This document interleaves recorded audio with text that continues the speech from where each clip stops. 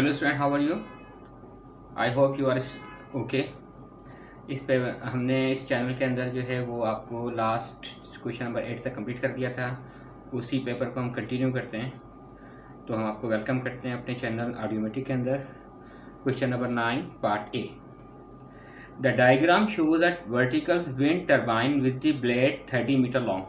यानी इसका जो ब्लेड है टर्बाइन का वो कितना है? 30 मीटर लॉन्ग है। Okay, the blades are stationary पर है, यानी रेस्ट की पोजीशन में है, रुका हुआ है with the point A point पर रुका हुआ है। Okay, being the maximum distance possible from the horizontal ground, जिसकी वजह से इसका मैक्सिमम डिस्टेंस आ गया है ओके ग्राउंड से। The point B is such that the angle elevation A from B का जो टोटल एंगल बन रहा है वो कितना बन रहा है? 34 degree. And the angle elevation from the centre of the blade from C to B is 25 degree. C से बी तक जो है वो कितना डिग्री बन रहा है हम चेक कर लेते हैं। ये कह रहे हैं 25 डिग्री, ठीक है। और यहाँ से लेकर यहाँ तक का जो बताया इन्होंने बताया 34 डिग्री। तो यहाँ से यहाँ तक 34 डिग्री है। 34 माइनस 25 कितना बन रहा होगा? ये बन रहा होगा 9 डिग्री। ओके, सबसे पहले हमने करना है कैलकुलेट डिस्टेंस ए बी। ये डिस्टेंस हमने कैलकुलेट करना है ए से लेके बी तक का। अब ए से लेके बी तक का डिस्टेंस क्या है? हमें सिर्फ एक एंगल पता है और एक साइड पता है। अगर एक एंगल और एक साइड पता है, अब हमें कम से कम एक एंगल और पता चल जाए तो हम क्या कर सकते हैं? साइन लॉ के ज़रिए हम मज़ीद एक साइड मालूम कर सकते हैं। अब एक एंगल मालूम करने के तरीके हम ये कर सकते हैं कि ये जो मेरे पास डिस्टेंस है इसको मैं ज़रा थोड़ा सा और स्ट्रेट कर देता हूँ। ओके, तो ये टोटल जो एंगल बनेगा वो बनेगा 180 डिग्री। स्ट्रेट लाइन है तो 180 डिग्री बन रहा होगा। अब ये एंगल, हम ये एंगल देख सकते हैं, ये एंगल है 34 डिग्री और ये एंगल अगर देखा जाए तो वो है 90 डिग्री। तो ये 34 डिग्री और 90 डिग्री, तो 180 डिग्री में से सम ऑफ एंगल में से हम अगर माइनस करते हैं तो ये बनेगा 180 माइनस 90 90 माइनस 34 65 डिग्री। 90 में से 34 एंगल माइनस करा 65 डिग्री। अब ये टोटल एंगल जो है वो कितना है? 180 डिग्री में से 65 डिग्री एंगल अगर मैं माइनस करता हूँ तो ये बनेगा आपके पास अप्रॉक्स 115 डिग्री। ये पॉइंट समझ आ गया स्टूडेंट आपको? दोबारा मैं आपको क्विकली बेसिस समझा देता हूँ।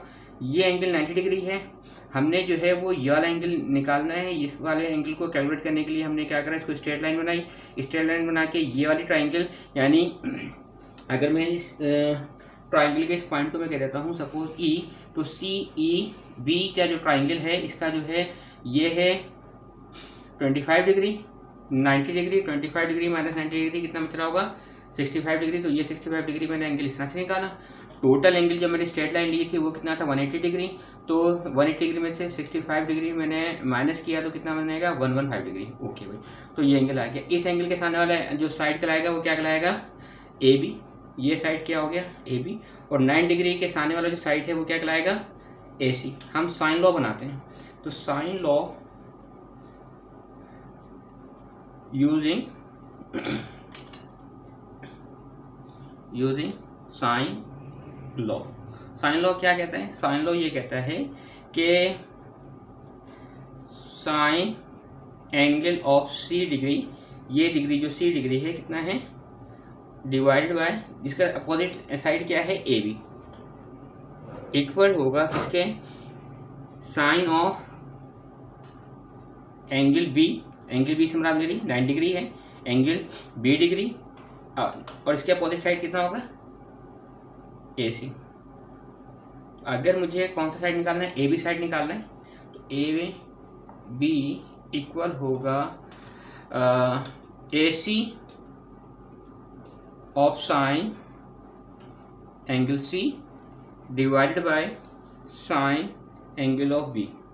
Okay, put the value put करते हैं। ए कितना है हमारे पास? ए सी जो है हमारे पास 30 है, जो कि ब्लेड का साइज है। साइन और डिग्री सी डिग्री हमारे पास कितना निकाला था? हमने निकाला था 11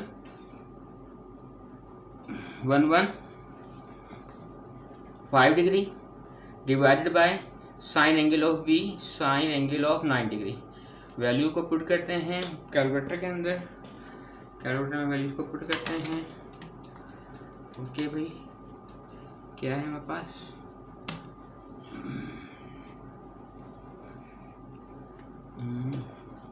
thirty time of sine 115, okay, and divided by sine 9,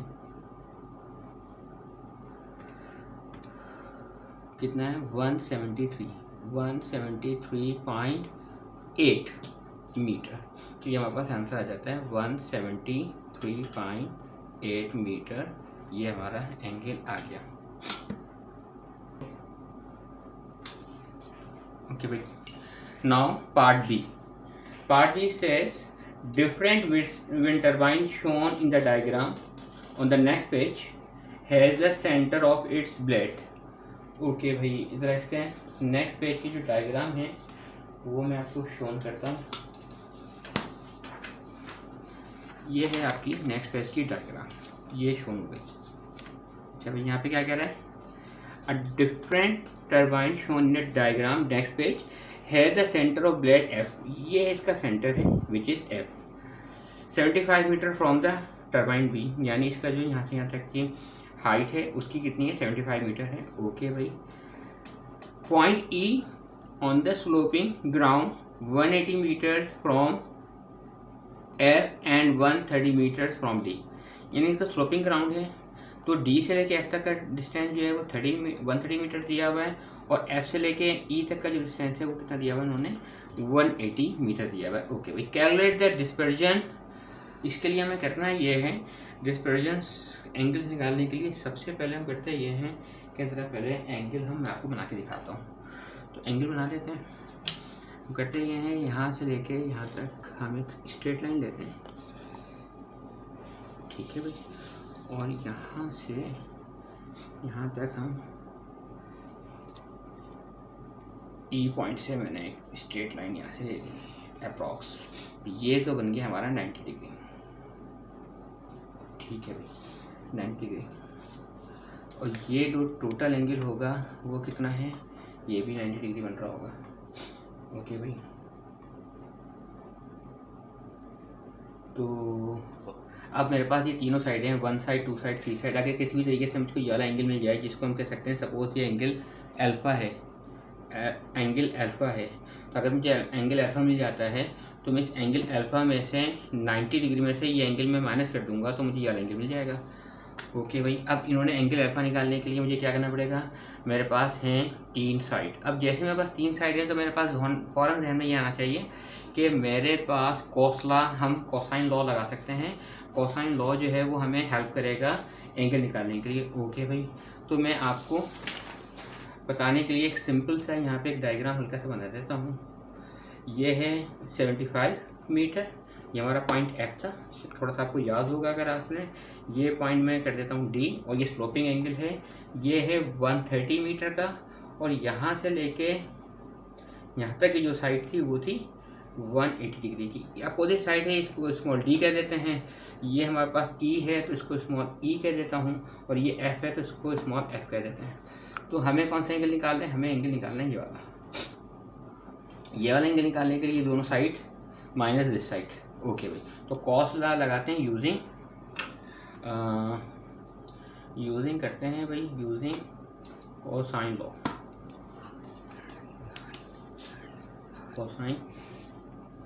cosine law का हम जरा इस्तेमाल करते हैं। तो कोसाइन लॉ क्या कहता है, कोसाइन लॉ ये कहता है सपोज मुझे ये वाला एंगल निकालना है, ये एंगल मैंने कहा था अल्फा है, एंगल के सामने वाला कौन सा है 130, तो 130 को हमने इन दोनों एंगल को प्लस करके ये साइड माइनस करना पड़ेगी। तो कॉस अल्फा इक्वल होगा 75 square plus 180 square minus 130 square, 130 square divided by 2 of this side, 2 times of 75 and 180। Okay, तो हमारे पास जो अल्फ़ा आएगा वो आ जाएगा cos inverse of this side. Cos हम कैलकुलेट करते हैं इस साइड की वैल्यू कहाँ, कॉस अल्फ़ा किसका हो जाएगा, यहाँ पे कॉस क्या कर रहा है मल्टीप्लाई, तो cos inverse of this value, इसकी तरह वैल्यू निकालते हैं कितना है भाई 75 square plus 180 square minus 130 square. Okay, कितना आ रहा है भाई, इतना आ रहा है। इसको हम डिवाइड कर रहे हैं किससे, 2 टाइम ऑफ 75 एंड 180 से। ठीक है भाई, तो कितना आ गया, ये आ गई वैल्यू। इसका हम क्या कर सकते हैं, शिफ्ट कॉस एंड आंसर कितना आ रहा है हमारे पास 38.5 डिग्री। तो कॉस इनवर्स ऑफ जो आई थी वो वैल्यू मिसिंग हो गई है, तो अल्फ़ा की वैल्यू हमारे पास कितनी आ रही है, अल्फ़ा की वैल्यू हमारे पास कॉस इनवर्स था 38.5 डिग्री। ओके भाई, तो अल्फ़ा हमारे पास कितना आ गया 38 तो ये हम वैल्यू यहाँ पर लिख देते हैं 38.5 90 माइनस 38.5, तो हमारे पास इसकी वैल्यू कितनी आ जाएगी, हमारे पास इसकी वैल्यू अप्रॉक्स आ जाएगी 51।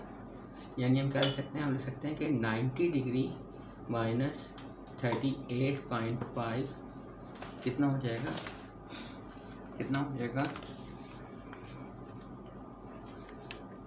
51.5। तो ये हमारे पास वैल्यू आ गई 51.5 डिग्री। ओके भाई, next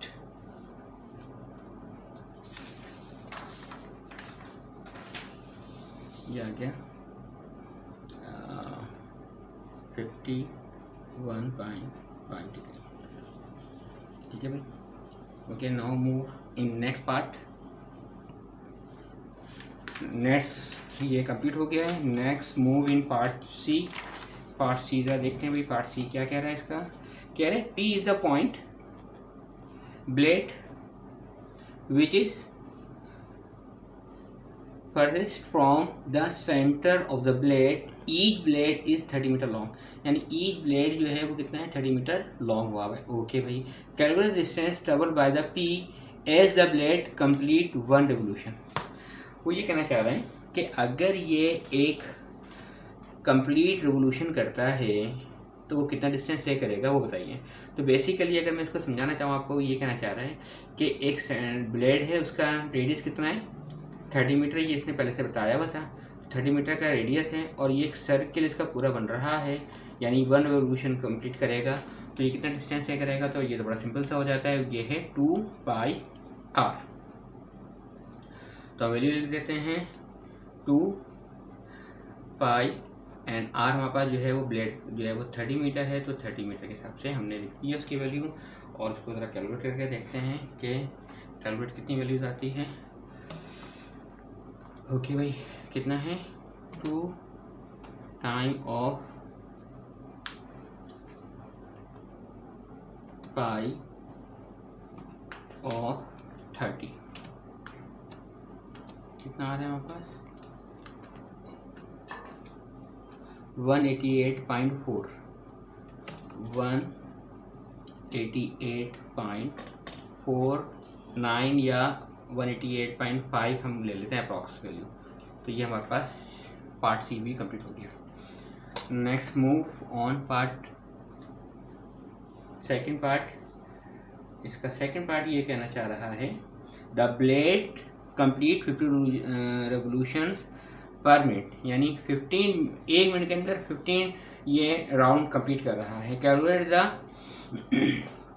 speed of P given your answer in kilometre per hour. Okay भाई, तो ये हम लोग चेक करते हैं कि कहना चाह रहे हैं, वो ये कहना चाह रहे हैं, हमें पता है कि वेलोसिटी का जो या स्पीड की जो फार्मूला होता है वो क्या होता है, distance divide by time. Distance मुराद ये है कि वो कितना डिस्टेंस यानी कितने रेवोल्यूशन कंप्लीट कर रहा है, और टाइम से मुराद ये है कि हमें टाइम हमें निकालना पड़ेगा। लेकिन हमें ये फार्मूला यूज़ करके, तो डिस्टेंस तो ये होगा जो एक कितने रेवोल्यूशन 15 रेवोल्यूशन, और पर मिनट मिनट के हिसाब से हमारे पास मिलेगा। तो एक मिनट में ये कितने रेवोल्यूशन ले रहा है, 15 रेवोल्यूशन ले रहा है, 15, और एक रेवोल्यूशन कितना होता है, एक जो कंप्लीट इसका राउंड है वो आ रहा है 188.5।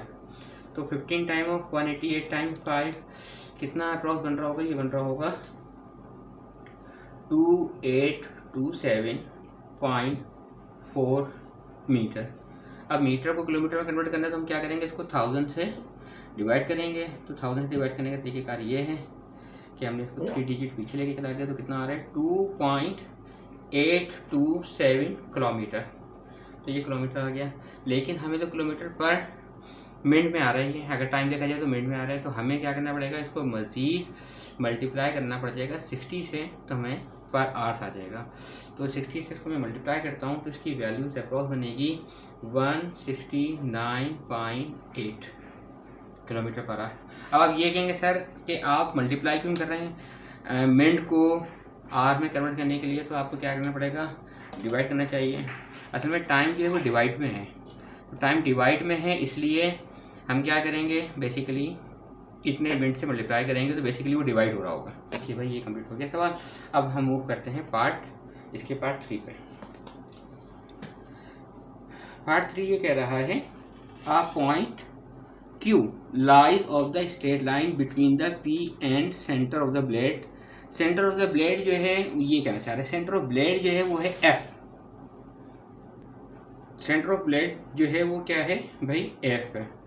तो F से लेके, और P पॉइंट ये था, आपको पता ही था, P पॉइंट जो था वो यहाँ पे रखा था लास्ट फिगर्स में, अगर आपको थोड़ा सा याद हो, ये रही वो फिगर है ना भाई। तो हम चेक कर लेते हैं, point Q is lies straight line between P and the centre of the blade. Centre of the blade suppose लेते हैं ये है आपका पॉइंट P, और ये पॉइंट है Q जो कि लाई कर रहा है P, और ये इसका सेंटर ऑफ ब्लेड है। तो टोटल डिस्टेंस ब्लेड का है वो कितना है वो हमें पता है, टोटल डिस्टेंस जो है वो ब्लेड का वो है 30 मीटर। कितना है, 30 मीटर। ठीक है भाई। अब ये पॉइंट यहाँ पे कहीं लाई कर रहा है, अब ये पॉइंट लाई कर रहा है, मुझे नहीं पता कितने मीटर पे होगा, लेकिन वो एक चीज़ बता रहा है, वो ये कह रहा है 90 मीटर वो ट्रेवल करता है, यानी कंप्लीट जब वो रिवोल्यूशन लेगा इसके साथ तो वो कितना लगेगा, यानी 2πr। हमें पता है कि कंप्लीट जो एक ट्रिप होगी वो 2πr के बराबर होगी, कंप्लीट ट्रिप जो है वो 2πr के बराबर होगी। क्यू पे जो पूरी ट्रिप कंप्लीट करेगा वो कितना करेगा, वो करेगा 90 मीटर।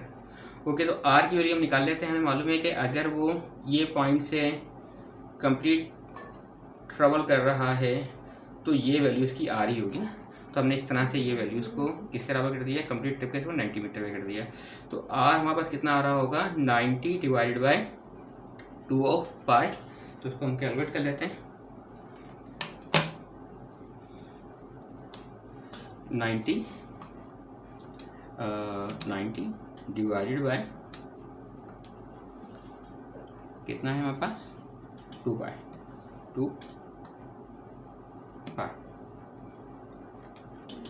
तो कितना आ रहा है हमारे पास, 14.3। इसकी आंसर आ रहा है 14.3, ये इसका आंसर आ गया हमारे पास। लेकिन अब हमें तो निकालना है यहाँ से यहाँ तक का डिस्टेंस, कि ये डिस्टेंस कितना है। तो हमारे पास टोटल डिस्टेंस कितना है, 30 मीटर का डिस्टेंस है हमारे पास। माइनस कर देते हैं हम 14.3 को, तो हम ये कर लेते हैं 30 माइनस आंसर कितना आ रहा है हमारे पास, 15.6। तो हमारे पास कितना आंसर आ रहा होगा, 15.6। अप्रॉक्स 7 है। अब अगर आप चाहें तो 15.7 कर सकते हैं आप, तो बल्कि ज़्यादा बेहतर यही है कि इसको 15.7 कर दिया जाए ऑफ मीटर। ये इसका आंसर हो गया। ये हिस्सा भी हमारा कंप्लीट हो गया है। Now we move on next part.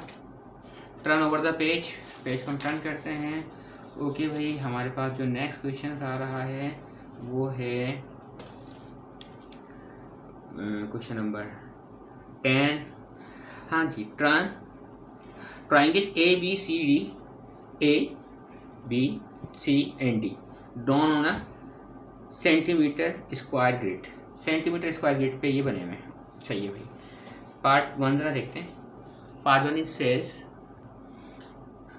Is saying find A and B करना है, जबकि ए जो है वो क्या है, A plus under root B. ये कोई वैल्यूज नहीं दी हुई है ए की। चाहे सबसे पहले तो हम आ जाते हैं ए, तो इसका कितने स्क्वायर है, 1 सेंटीमीटर और 2 सेंटीमीटर इसका है, ये 2 सेंटीमीटर का हो जाएगा। ठीक है भाई। और ये कितने स्क्वायर है, ये है, ये 1 बॉक्स है तो ये 1 सेंटीमीटर का हो जाएगा। तो 1 सेंटीमीटर का ये हो जाएगा, 2 सेंटीमीटर का ये हो जाएगा। तो मैं ये वाला साइड नहीं पता, क्योंकि पेरीमीटर से मुराद क्या होता है, पेरीमीटर से मुराद ये होता है ये जो इसके बॉर्डर हैं इसकी टोटल लेंथ। तो ये 2 सेंटीमीटर प्लस 1 सेंटीमीटर 3 सेंटीमीटर। अब ये वाली साइड हमें नहीं पता, तो हमें ये नज़र आ रहा है कि ये राइट एंगल ट्राइंगल है। राइट एंगल ट्राइंगल के लिए ये वाला साइड जो है वो हाइपोटेनियस कहलाएगा। तो हाइपोटेनियस यानी पाइथागोरस थ्योरम लगाते हैं। तो पाइथागोरस थ्योरम हमारा क्या कह रहा है भाई, पाइथागोरस थ्योरम हमारा ये कह रहा है कि एच स्क्वायर बराबर होता है बाकी 2 साइड के स्क्वायर के। तो 2 साइड स्क्वायर हमारे पास 2 साइड कौन कौन सी है, 2 का स्क्वायर प्लस 1 का स्क्वायर। तो 2 का स्क्वायर प्लस 1 का स्क्वायर 4 प्लस 1 5। तो अगर मैं h निकालना चाहूँ तो बेसिकली ये अंडर रूट 5 आ जाएगा। अब पेरीमीटर निकाल लेते हैं। तो पेरीमीटर किस बराबर आ जाएगा, पेरीमीटर बराबर होगा this side which is 2, this side which is 1 और दिस साइड जो कि अभी हमने निकाली है अंडर रूट 5। ओके भाई, तो कितना हो जाएगा 3 प्लस अंडर रूट 5। अब अगर मैं इस इक्वेशन को इस वाली कोऑर्डिनेट से चेक करूं तो ए की करस्पॉन्डिंग कौन सी वैल्यू आ रही है, हमारे पास 3 आ रही है। और रोड में जो बी है उसके करस्पॉन्डिंग वैल्यू कितनी आ रही है, हमारे पास 5 आ रही है। तो ये हमारे पास आंसर आ जाएगा complete. Now let's move on next part which is B. Triangle A is map on triangle B by the translation of T. Okay, write down the column vector that represent T. इसके column vector निकालना है। आइए तो सबसे पहले थोड़ा figure की तरफ जाते हैं दोबारा से। तो कौन सा साइड कह रहा है कि ए को बी में, तो ए को बी में हमने करा है। तो ए को बी में करने के लिए जरा देखें, 1 साइड 2 साइड 3 साइड 4, ये हम मूव करते हैं 1 2 3 4 5 6। तो हमें 6 मूव करना पड़ेगा इस तरफ टूवर्ड्स। तो एक तो आएगा हमारे पास -6, हमने 6 साइड हमने इस तरफ मूव कर दी। और इसको देख लेते हैं ऊपर कितना जा रहा है, 1 2 3 और 3 साइड हमने ऊपर की तरफ मूव करना है, 1 2 3 अपोजिट यानी पॉजिटिव साइड पे जाना है। तो ये हमारा वाई वेक्टर आ जाएगा 3। तो ये हमारे पास ट्रांसफॉर्मेशन वेक्टर आ जाएगा। अब वो अगली बार ये कह रहे हैं कि part C describe the single transformation that maps triangle B on to triangle C. अब बी को सी पे मैप करना है। तो बी को जब मैं सी पे मैप करता हूँ तो ये एक बात मुझे समझ में आ रही है कि बेसिकली यहाँ से लेके अगर मैं यहाँ तक के कंप्लीट काउंट करूँ तो 1 2 3 4 5 6, तो टोटल 6 हैं। तो ये 1 2 3 4 5, ये 0, ये सेंटर पॉइंट आ रहा है हमारे पास, ये लाइन ऑफ सिमेट्री ये आ रही है हमारे पास, ये लाइन सिमेट्री आ रही है। यानी मैं इसको इस तरह से अगर मूव करता हूँ तो ये इसमें आएगा। एंड देन क्या है, ये थोड़ा सा रिफ्लेक्सिव भी होगा, चेंज करेगा डायरेक्शन। तो सबसे पहले हम करते ये हैं कि लाइन ऑफ सिमेट्री की इक्वेशन निकाल देते हैं। तो वो तो मुझे वैसे ही पता है कि y इक्वल mx प्लस सी होता है, y इक्वल mx प्लस सी होता है। तो c जो होता है वो इंटरसेप्ट कराता है, c y इंटरसेप्ट किस पे आ रहा है, 0 पे। तो c तो हो गया 0 प्लस x ऐसे ही रहा। स्लोप अगर आप देखें तो कितना आ रहा है स्लोप, इसका स्लोप आ रहा है 1 equal to y।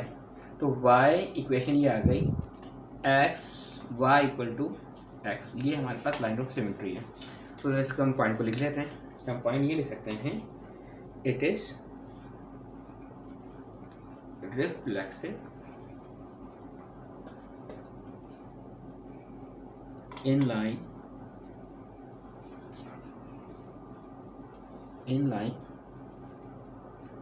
y equal to x. And now we move on next page. Okay भाई, पार्ट डी की तरफ हम मूव करते हैं। पार्ट डी क्या कह रहा है? Describe fully the single transformation from map B on to triangle D. B को किसने करना है? डी में करना है। ओके भाई, तो बी को में सबसे पहले तो हम उसका सेंटर पॉइंट निकालते हैं। तो सेंटर पॉइंट निकालने का तरीकेकार ये होगा कि this side cross by this side कर देते हैं इसको, cross this side cross by that side. ये पॉइंट के साथ मिलना चाहिए। इस पॉइंट को हम इस वाले पॉइंट के साथ मिला देते हैं और इस पॉइंट को ज़्यादा करते हैं हमें इस वाले पॉइंट के साथ मिलाना होगा। ये हमारा centre point approx. Centre point हमारा कितना आ रहा है? 2 आ रहा है हमारे पास पे, और -4 आ रहा है एक्स एक्सिस पे। तो -4 और 2, ये तो आ गया हमारा सेंटर पॉइंट। अच्छा, स्केल फैक्टर की कितना लार्ज है? कितना लार्ज हो रहा है? ये कितना है? 1 2 3 4, और ये कितना है? 1 2 टाइम हो रहा है, ट्वाइसली लार्ज हो रहा है। ठीक है ना जी। मिसाल इसको देख लें, 1 2, ये 2 बॉक्सेज आ रहे हैं, जबकि ये कितना है? 1, ओनली 1 बॉक्सेज है, तो ट्वाइस हो रहा है ये। ठीक है, तो इनलार्जमेंट तो हम इसको किस तरह लिख सकते हैं? हम इसको इस तरह से लिख सकते हैं, it is enlargement, it is in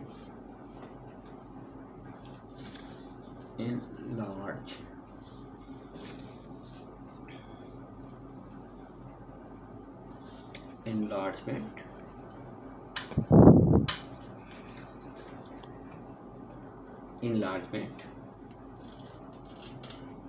of center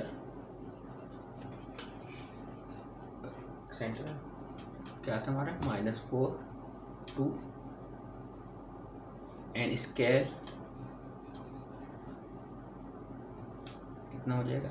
-2। It is completed. Now move on part E. E part पे ये क्या कह रहे हैं? ई पार्ट ये कह रहे हैं कि right down the matrix the represent transformation which map triangle D on A. D on A, D जो है वो ए पे मूव करें, तो इसकी आप जो है वो क्या करें? ट्रांसफॉर्मेशन मैट्रिक्स बना के दिखाइए। ओके भाई, ट्रांसफॉर्मेशन ऑफ मैट्रिक्स का तरीकेकार क्या होता है? ट्रांसफॉर्मेशन ऑफ मैट्रिक्स ये होती है K 0 0 and K is the transformation sector. Okay, और जो K होता है वो होता है स्केल फैक्टर। तो अगर आप देखें कि आप D से A में, आप D से A पे जाते हैं, तो एक तो अपोजिट हम कोऑर्डिनेट में हैं, तो नंबर 1 तो माइनस में होगा ही होगा। और ये कितना है? 1 2 3 4, ये 4 है और ये 1 2, यानी इसका हाफ है। तो हाफ से हमारा ये हो गया K की वैल्यू हमारे पास कितनी आ रही होगी? K की वैल्यू आ रही होगी -1/2। तो इसकी मैट्रिक्स बन जाती है बड़ी सिंपल सी, -1/2 0 0 -1/2। I hope you understand. Okay, part F. वो ये कहना चाह रहे हैं पार्ट एफ के अंदर कि the transformation V is reflection in the line y equal to 0. The transformation W is a rotation 90 degree clockwise about origins 0 0. The single information x यानी V वेक्टर और W वेक्टर। ओके भाई, तो ज़रा इसको निकालते हैं। तो x जो है वो बेसिकली इसका वेक्टर जो है वो क्या आएगा, उसका वेक्टर आएगा W और V वेक्टर की प्रोडक्ट। आपको अगर इसके बारे में डिटेल समझनी है कि किस तरह से ये निकलती है वैल्यू सारी, तो आप मेरी फर्दर वीडियो को देखिएगा। यहाँ पे तो हम डिटेल में नहीं समझा सकते, बहुत ही क्लोजर टाइम मेरे पास है, वीडियो हमारी एंड होने वाली है, तो जरा इसको मैं वैसे ही आपको समझा रहा था। एक पॉइंट हमारे पास ये आएगा, एक पॉइंट हमारे पास ये आएगा, उसमें क्लॉकवाइज करता हूँ, फिर क्या आ जाएगा 0,1, एक्स एक्सिस 0 और 1, और ये अगर मैं देखा जाए तो ये जो बन रहा होगा वो बन रहा होगा 1,0, वाई एक्सिस हमारा 0 आएगा। तो वी वेक्टर हमारा जो बनेगा वो बनेगा 1, 0, 0, -1, और जो डब्ल्यू वेक्टर हमारा बनेगा वो बनेगा हमारा कितना 0, 1, -1 एंड 0। और एक्स वेक्टर निकालने का तरीकेकार क्या होगा सर? एक्स वेक्टर तो हम बड़ा सिंपल से निकालेंगे। तो एक्स वेक्टर हमारा निकलेगा डब्ल्यू वेक्टर क्या है 0, 0, 1, -1 और 0, और जो हमारा वी वेक्टर बना हुआ है वो वी वेक्टर जो बना हुआ है वो है 1, 0, -1 एंड 0। इन दोनों का मैं मल्टीप्लाई करूँ, this row multiply by this row, 0 multiply 0, 0 हो जाएगा, -1 तो -1 तो -1,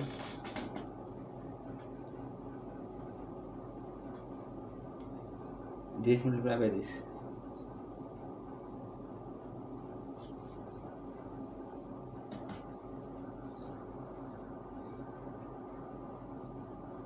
0, -1, -1 एंड 0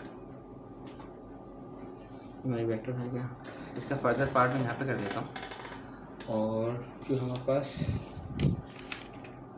इस मैट्रिक्स को मैं बेसिकली क्या करूँगा 0, -1, -1 और 0 को मैं मल्टीप्लाई कर दूँगा इसके अपोजिट वैल्यू विच इज़ क्या है GH, तो इसकी वैल्यू आ जाएगी। इसको इधर मल्टीप्लाई करते हैं 0 मल्टीप्लाई G 0 इंटू माइनस का H, और इसको मल्टीप्लाई करते -G इंटू 0 माइनस का G, तो हमारे वेक्टर जो वैल्यूज आ रही होगी वो क्या आ रही होगी -H and -G।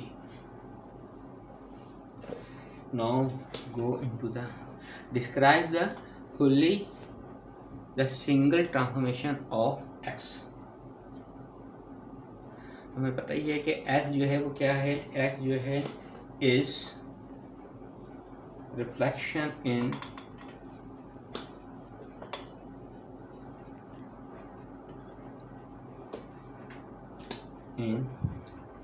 Line y equal to -x। हमारा कंप्लीट हो गया पार्ट। नाउ आज इस वीडियो को यहीं पे स्टॉप करना पड़ेगा, हमारी बहुत हेवी वीडियो हो गई है। बाकी फर्दर क्वेश्चंस के लिए प्लीज़ हमारी वीडियो के साथ जुड़े रहें और हमारी वीडियो को लाइक करते रहें। थैंक यू वेरी मच, अल्लाह हाफिज़। This is question number 11। Volume of cone is 1/3 time πr²h। Okay, solid 1 is a cylinder. कोई सॉलिड 1 है, ये जो सॉलिड 1 है ये एक सिलेंडर है with a small cylinder removed from its center as shown in the diagram. The height of the each cylinder is 20 cm and the radius of the small cylinder is r centimeter। ये इसका r centimeter radius है। The radius of the large cylinder is 3 centimeters greater, यानी 3 centimeter greater means ये कि जो large का जो हमारे पास सेंटर, इसका जो टोटल रेडियस आ रहा होगा वो कितना आ रहा होगा, वो आ रहा होगा 3.5 प्लस r, यानी ये r और 3.5, तो टोटल जो इसका रेडियस आ रहा होगा 3.5 ग्रेटर ऑफ स्मॉल रेडियस से। वेरी गुड, आगे फर्दर समझते हैं। The radius of the large, अच्छा, the volume of the solid 1 is 3 centimetre of the small cylinder. The volume of the solid is 3 centimetre. Volume of solid यानी इसके ज़रिए जो solid बनेगा उसका जो वॉल्यूम है वो कितना है 3 सेंटीमीटर। अब ये आपको सवाल थोड़ा सा मैं आपको मज़ीद समझा देता हूँ, इस बात को आप इस तरह समझें जैसे हमारे पास हॉटपॉट होते हैं या इस टाइप के जो मोस्टली देखेंगे सिलेंडर होते हैं, तो हम करते क्या हैं कि एक अपर सिलेंडर होता है हमारे पास, जैसे वाटर कूलर होता है, इसके हमारा एक अपर सिलेंडर होता है, उसके अंदर हम क्या करते हैं थोड़ा सा स्मॉल सिलेंडर लगाते हैं ताकि तो स्मॉल सिलेंडर की जो वॉल्यूम है वो ये बता रहा है कि 3 सेंटीमीटर है। तो बेसिकली हमने कैलकुलेट करना है आर, स्मॉल आर को कैलकुलेट करना है। स्मॉल आर को कैलकुलेट करने के लिए हमारे पास सबसे पहले तो हमें मालूम होना चाहिए वॉल्यूम ऑफ सिलेंडर का फार्मूला। तो वॉल्यूम सिलेंडर का फार्मूला होता है पाई आर स्क्वायर ऑफ एच, ये हम सबको पता ही होगा। ओके भाई, volume of big cylinder minus volume of small cylinder कितना होगा 3000 सेंटीमीटर क्यूब।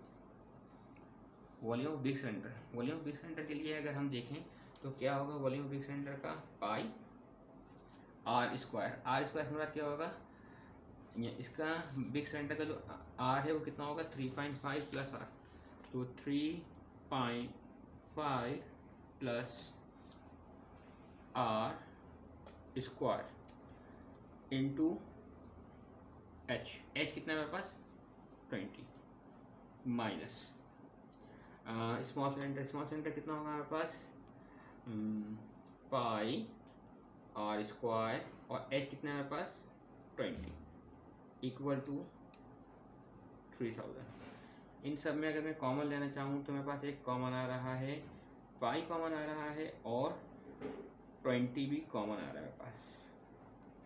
ये मैंने कॉमन ले लिया तो कितना बच रहा होगा 3.5 plus R square minus R square, ये हमारे पास बच रहा होगा यहाँ पे equal to 3000। Okay, pi of 20 times of pi को मैं वहाँ पे जाके मल्टीप्लाई करता हूँ, वहाँ पे जाके डिवाइड करते देते हैं तो बड़ा आसान सा हो जाएगा। इसको अगर मैं फ्री करता हूँ तो 3.5 का स्क्वायर 3.5 का स्क्वायर आएगा 12.25 प्लस इसके अंदर a प्लस बी का स्क्वायर का फार्मूला लगेगा a square plus 2ab, 2 time of 3.5, 2 time of 3.5 कितना हो जाएगा approx 7 R into B square. B square कितना है मेरे पास आर स्क्वायर और माइनस का आर स्क्वायर ऐसे ही रहा मेरे पास equal to 3000 divided by 20 time of pi. R square से ये आर स्क्वायर हमारा कैंसिल हो जाता है तो सिंपल हो जाता है हमारे पास 7r किसके बराबर हो जाएगा। आइए तो इसकी वैल्यूज को कैलकुलेट कर लेते हैं। क्या है 3000 divided by 20 time of 5, 20 time of 5 कितनी वैल्यूज आ रही है हमारे पास 47.74। ये 12 प्लस हो रहा है तो यहाँ पे माइनस कर देंगे 12.25 से, तो माइनस कर देते हैं इसमें से कितना चीज़ 12.25, तो हमारे पास कितनी वैल्यूज आ रही है 35.49 या 5। तो आर कितना हो जाएगा हमारे पास 35.496 डिवाइडेड बाय 7, तो डिवाइड कर देते हैं 7 से, तो इसकी वैल्यू हमारे पास कितनी आ रही है, ये आ रही है 5.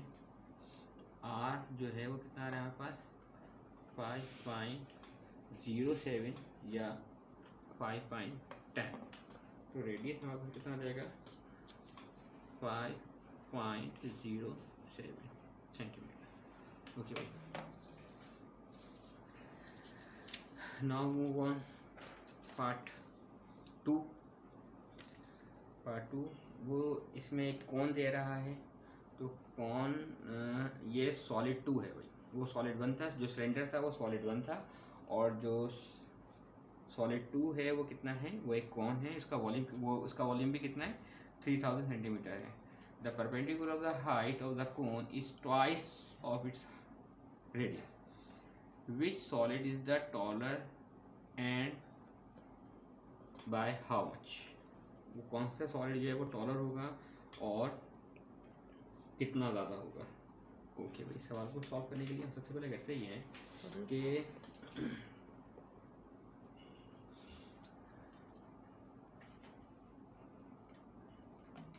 हम सबसे पहले इसकी रेडियस ले लेते हैं। रेडियस हमारा इसका तकरीबन बन रहा है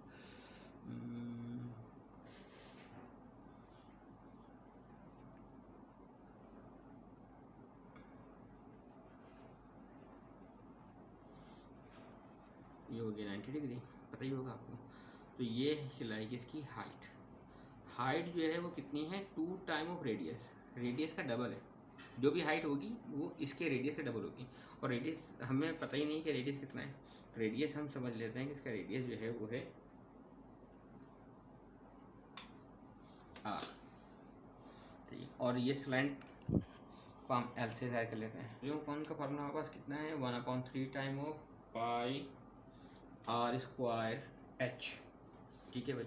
तो वॉल्यूम ऑफ कॉन जो है वो कितना दिया हुआ है, 3000। तो 3000 equal to 1/3 time of pi r square, और h कितना है 2r इंटू 2r। तो कितना हो जाएगा, 3 यहाँ पे डिवाइड करें, वहाँ पे जाकर मल्टीप्लाई करेगा। तो ये हम इसको इस तरह से ले सकते हैं कि 2 time of r cube equal हो जाएगा 3 multiply by 3000 divided by pi. और अगर मैं r क्यूब निकालूँ तो r क्यूब कितना हो जाएगा, 3/9,000 अपॉन 2 पाई। और अब इसकी वैल्यूज को निकाल देते हैं।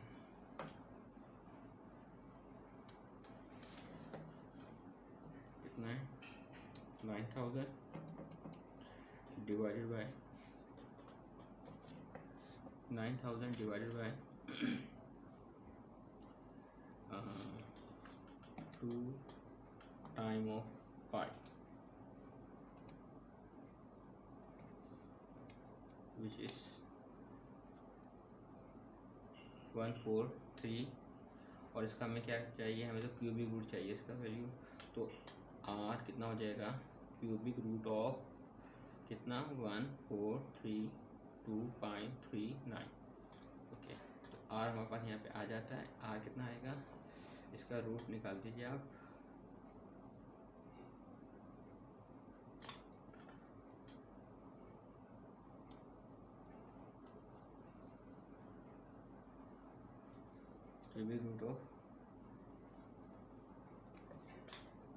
क्यूबिक रूट ऑफ क्या वैल्यू हमारे पास, 1432.39,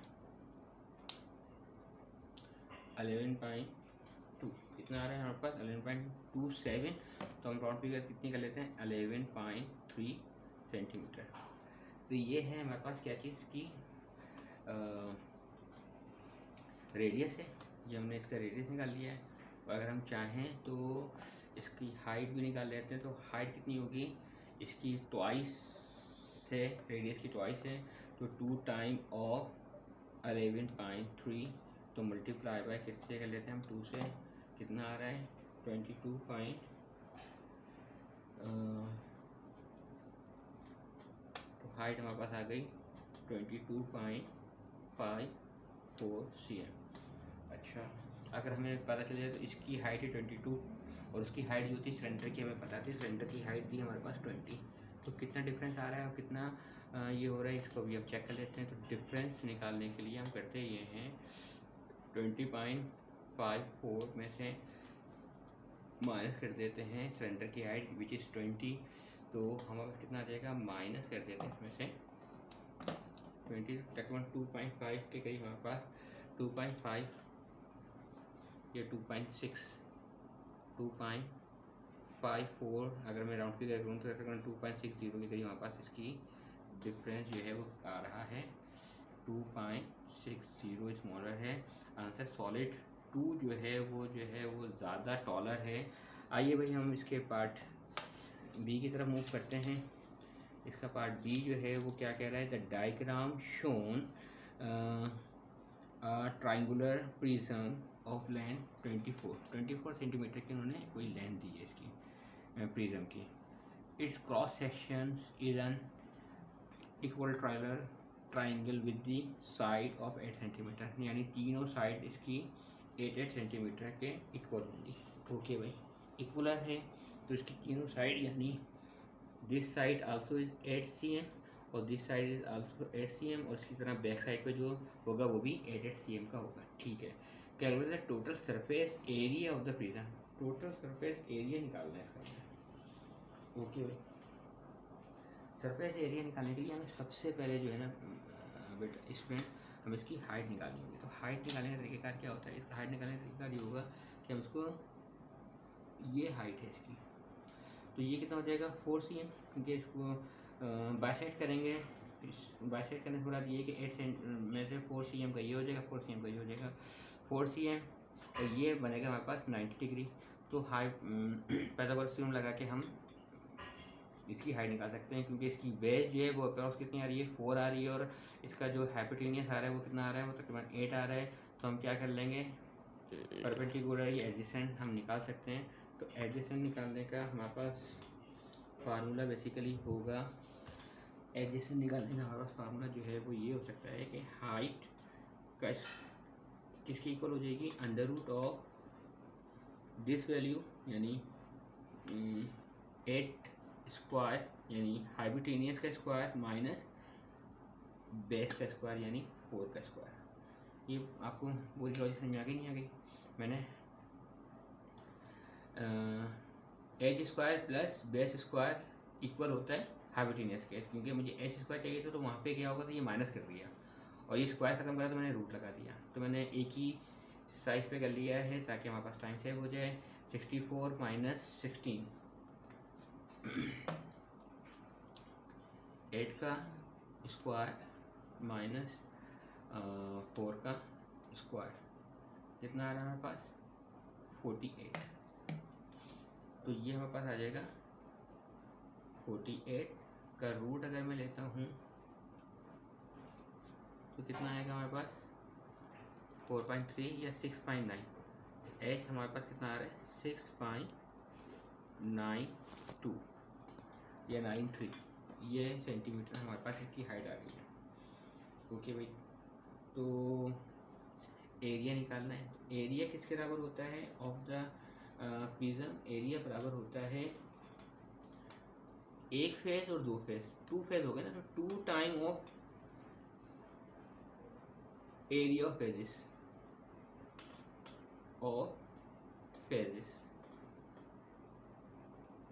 प्लस कितनी साइड है, एक साइड ये आ रही होगी, एक साइड बॉटम पे होगी और एक साइड बैक पे होगी। तो कितनी साइड है 3 साइड, 3 साइड ऑफ, इसको मैं लिख देता हूँ लॉन्ग साइड्स।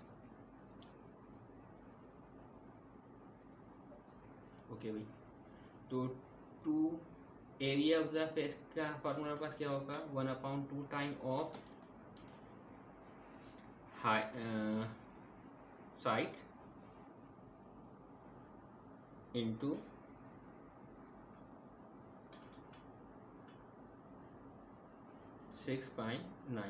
Into height. ये हो गया हमारे पास साइड। ये ट्राइंगल है ना, ट्राइंगल का फार्मूला क्या होता है लेंथ टू ब्रेथ। तो लेंथ टू ब्रेथ का हाफ, तो लेंथ कितनी है हमारे पास वो है 6.92 और ब्रेथ कितनी है हमारे पास वो कितनी है 8, तो उसका हाफ कर लिया हमने। ठीक है, हम चाहें तो डायरेक्ट 4 लिख देते हैं, लेकिन इसको हाफ कर लिए, इस तरह से कर लीजिए आप। और प्लस 3 टाइम ऑफ लेंथ कितनी है इसकी 24 बाय ब्रेथ कितना हो जाएगा 8।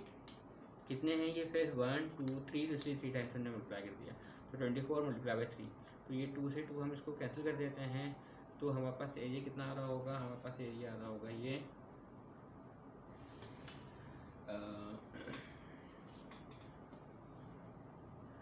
Multiply by 8 32.3। ये दोबारा उसने रूट में वैल्यू दे दी है तो हम इसको निकाल लेते हैं। 55.43 plus 24 multiply by 8 multiply by 3, क्योंकि 3 साइड हैं और तो कितना आ रहा है 576। इसमें हम क्या प्लस कर लेते हैं, इसमें प्लस कर लेते हैं क्या चीज़ 55.43। तो ये कितनी वैल्यू आ रही है हमारे पास, तकरीबन हमारे पास आ रही है 631.43। एरिया है तो हमारे पास क्या फार्मूला आएगा, सेंटीमीटर स्क्वायर। तो कितना हो जाएगा भाई, ये हो जाएगा 1.43 centimetre square. Thank you student, ये हमारा 2016 का मई जून का पेपर कंप्लीट हुआ है। आई होप आपने इसको अंडरस्टैंड करा होगा। मेरी नेक्स्ट वीडियो जो है वो 2016 का अक्टूबर नवंबर का पेपर हम करेंगे P2। जब तक हम इसके लिए मुझे इजाज़त दीजिए। थैंक यू बेटा, अल्लाह हाफिज़।